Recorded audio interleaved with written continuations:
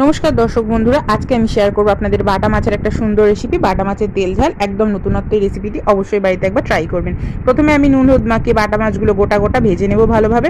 এর মধ্যে আমি প্রথমে ভেটে নেব শিল নোড়াইতে কালো সর্ষে আর সাদা সর্ষে। কালো সর্ষে ডবল পরিমাণে সাদা সর্ষে দেবেন।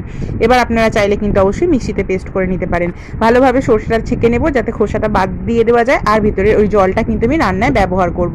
এবার আমি একটু আলু কিছুটা সেদ্ধ করে নিচ্ছি। কড়াইতে তেল দিয়ে ওর মধ্যে পাঁচফোড়ন দিয়ে দেবো পেঁয়াজ বাটা, দিয়ে দেবো রসুন বাটা, ভালোভাবে নাড়িয়ে চাড়িয়ে সেদ্ধ করে মাখা আলুটাকে ভালোভাবে দিয়ে দেবো।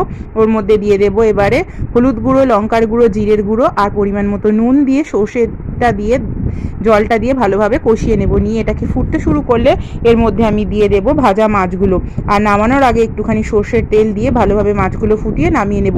এই তেল ঝাল রেসিপিটা কিন্তু দারুণ একটা রেসিপি, অবশ্যই ট্রাই করবেন। ভালো লাগলে লাইক করবেন, শেয়ার করবেন, অবশ্যই সাবস্ক্রাইব করবেন। টাটা।